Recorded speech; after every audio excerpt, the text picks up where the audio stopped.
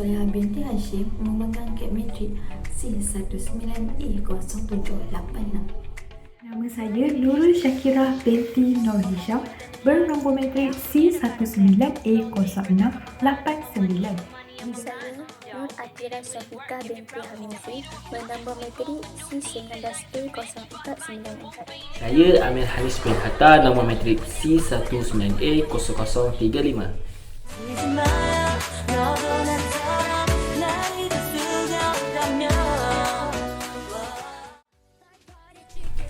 Istilah feminisme boleh digunakan untuk menggambarkan gerakan politik, budaya atau ekonomi. Ia bertujuan untuk mewujudkan hak yang sama dan perlindungan undang-undang untuk wanita. Feminisme adalah serangkaian gerakan sosial, gerakan politik dan ideologi yang memiliki tujuan yang sama, iaitu untuk mendefinisikan, membangun dan mencapai kesetaraan jantina di bawah politik, ekonomi, peribadi dan sosial. Bagi feminisme, jantina hadir dalam semua aspek kehidupan manusia, bagaimana seseorang individu mengenal pasti dirinya, bagaimana dia berkelakuan di khalayak ramai sehingga kedudukan sosialnya ditentukan dari konsep jantina yang berlaku dalam masyarakat. Pendek kata, feminisme tidak membenci lelaki, tetapi mereka menyokong penindasan minoriti. Ini kerana wanita sering menjadi mangsa pendapat dan tindakan yang tidak bertanggungjawab, yang mendiskriminasikan dan merendahkan wanita. Peranan wanita dalam pelbagai bidang yang tidak dapat dilihat selama ini mula muncul dan memberi manfaat kepada semua pihak. Wanita akan hadir sebagai figura manusia yang mampu bersaing dengan lelaki. Seterusnya kita beralih pada teori feminisme. Teori feminisme ini terbagi pada 6. Yang pertama, budaya. Ia tertumpu kepada penolakan nilai-nilai yang dipegang oleh masyarakat wanita, iaitu bagaimana mereka menyadari kedudukan mereka berbeza dengan lelaki. Yang kedua iaitu liberal.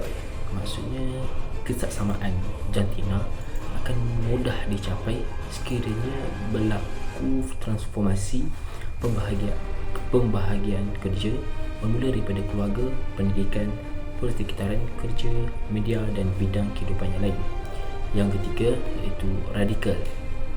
Ia memberi tumpuan kepada wanita dan mengabaikan lelaki, perjuangan untuk pengasingan wanita dan memberi tumpuan kepada perjuangan untuk hak biologi wanita. Yang seterusnya, yang keempat iaitu anarkis.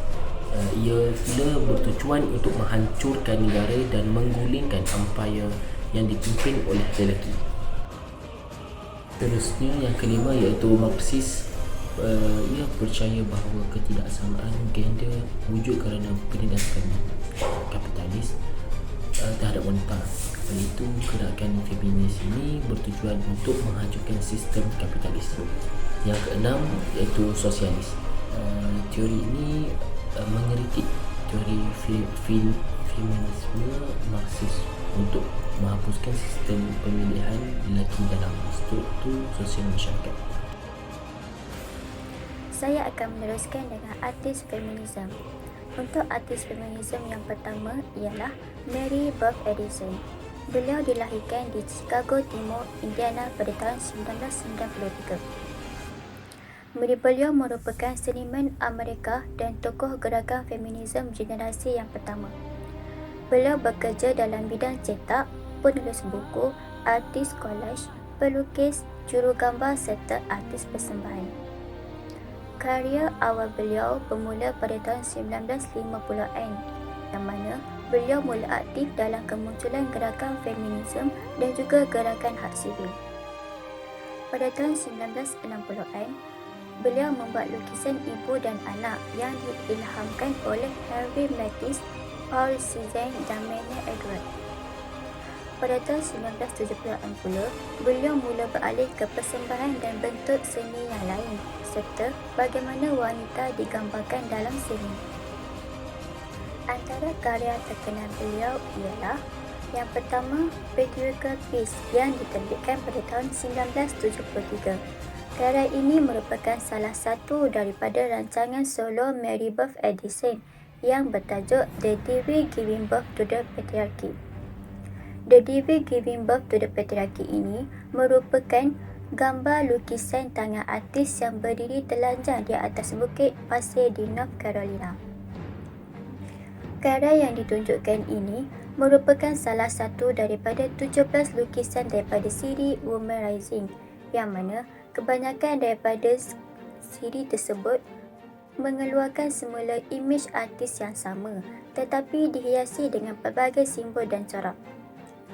Siri Woman Rising ini juga mengandungi teras pelbagai tradisi estetik dalam seni feminis iaitu Wonder Woman dan Kali yang dianggap sebagai Dewi Pejuang bergabung dalam struktur berulang seni konseptual. Karya Beth Edison yang seterusnya ialah bertajuk Some Living American Woman Artists atau dikenali sebagai La Super yang diterbitkan pada tahun 1972. Dalam karya ini, beliau menggambarkan ikonografi wanita dalam sejarah keagamaan dan seni, yang mana beliau menggantikan ketua-ketua tokoh dalam jamuan terakhir Leonardo da Vinci dengan gambar artis wanita yang masih hidup pada ketika itu.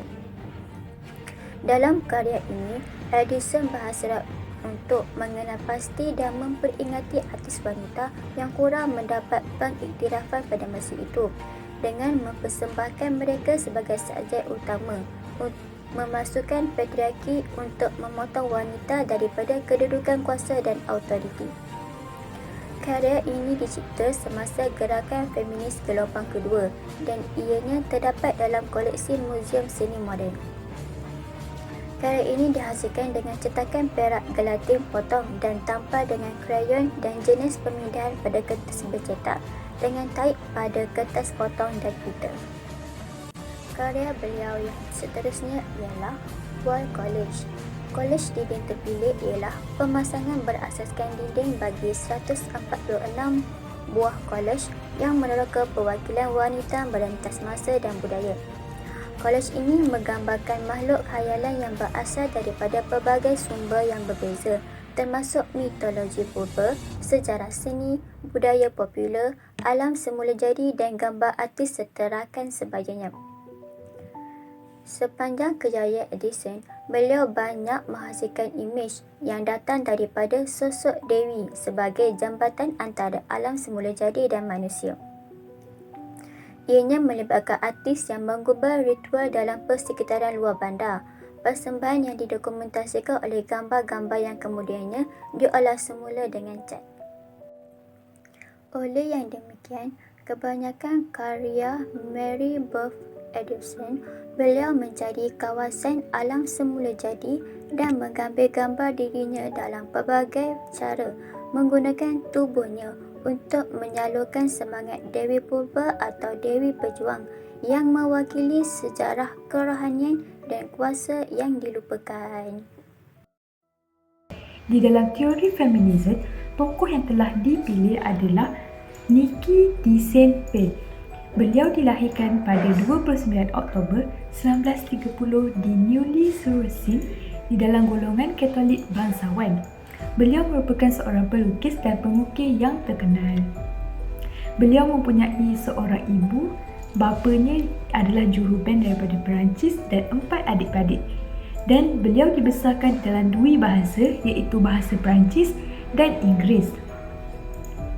Menamatkan pengajian di Oakville School di Maryland pada tahun 1947 sebagai seorang wanita yang masih muda, beliau bekerja sebagai model untuk menyara hidupnya sendiri. Beliau mempunyai banyak karya, antara karyanya yang terkenal adalah My Love We Want yang diterbitkan pada tahun 1968. Di dalam karya ini menggandingkan bentuk feminin yang berani, gembira dan kartunis dengan bahan gelap dan mengganggu di dalam karya seni yang pelbagai rupa.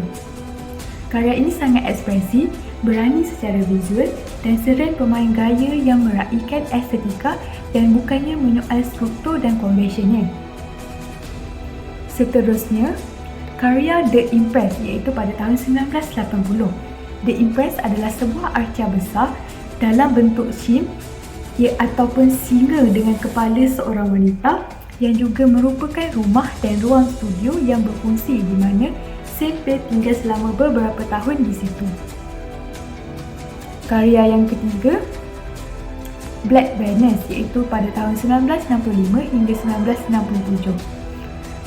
Arca berskala besar ini berbentangkan pandangan yang sangat bukan tradisional tentang tokoh dewi. Figura ini berbadan besar, aktif bergerak, berkulit hitam dan dihiasi dengan pakaian mandi yang berwarna-warni. Karya ini menggambarkan dewi cinta dan kecantikan sebagai sesuatu yang kuat, aktif dan hitam bukannya sesuatu yang lembut. Karya ini menegaskan kewujudan dan kecantikan wanita berkulit hitam.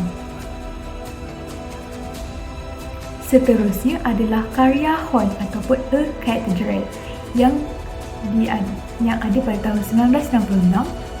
Horn ialah perkataan Sweden untuk menyiratkan bahawa arca itu adalah simbol untuk setiap wanita dan juga ruang seperti katedral untuk penyembahan wanita dan kewanitaan. Sebagai kesimpulannya, feminisme ini adalah satu gerakan atau satu fahaman yang menuntut persamaan hak wanita seperti yang dinikmati oleh kaum lelaki. Justru itu, ia mempunyai beberapa teori dalam feminisme ini. Antara teorinya ialah budaya liberal, radikal, anarkis, marxis dan sosialis. Dan dalam teori ini menerangkan kekuatan wanita dalam menakluki dunia. Seterusnya, setiap tokoh ini mempunyai kelebihannya dan kekuatannya tersendiri. Seperti tokoh yang telah kami kaji iaitu Nikki de Saint-Pé, antara salah seorang tokoh feminisme, dan karya yang terhasil adalah terinspirasi oleh kehamilan kawannya Clarice Price, isteri seniman Amerika Larry Rivers.